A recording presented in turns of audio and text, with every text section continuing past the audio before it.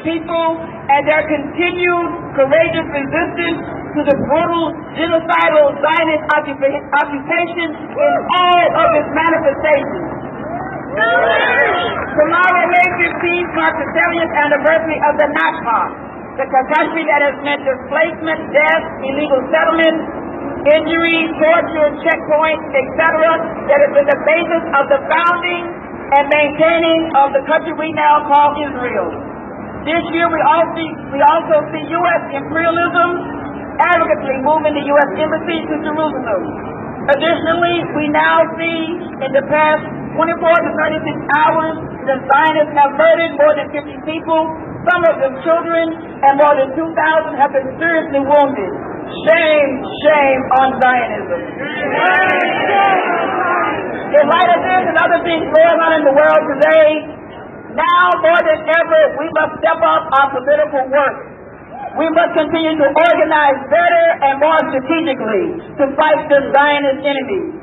We must educate and organize our political education so that we know what Zionism is and what Zionism is not.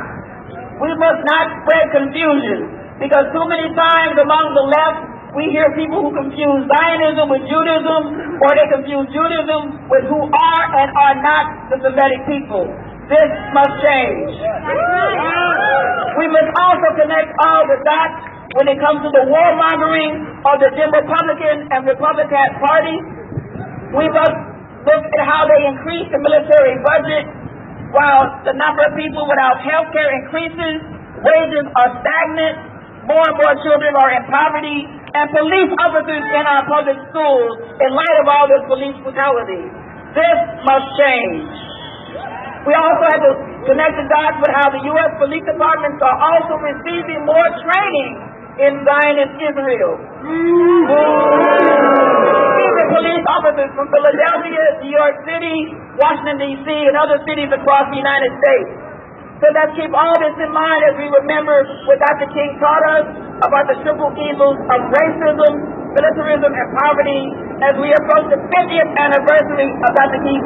King's Poor People's Campaign in Resurrection City, and the march will be beginning on Saturday, June 2nd from the Kensington area to Washington, D.C. So stay tuned for more information about that. Thank you. And as I approach the closing of my remarks, we want to say again, Black Alliance for Peace, we offer our unconditional solidarity with the Palestinian people and all people that organize and love justice. But make it very, very clear to my sister Susan and to all the Palestinian brothers and sisters out here, we are Black Alliance for Peace.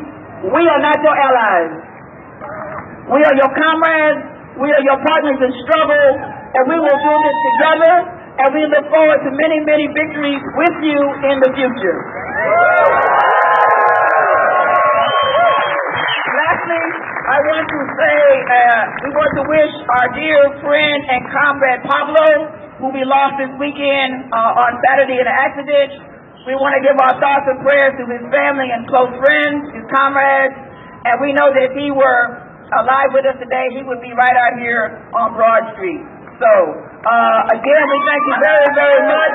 We look forward to working with all of you in the future. And in closing, from the river to the sea, from the river to the sea, Palestine will be free. Palestine will be free. From the river to the sea, from the river to the sea, Palestine will be free. Palestine will be free. From the river to the sea, from the river to the sea, Palestine will be free. Palestine will be free. From the river to the sea, from the river to the sea, Palestine will be free. From the river to the sea, from the river to the sea, Palestine will be free. Palestine will be free. From the river to the sea, from the river to the sea, Palestine will be free. Palestine will be free.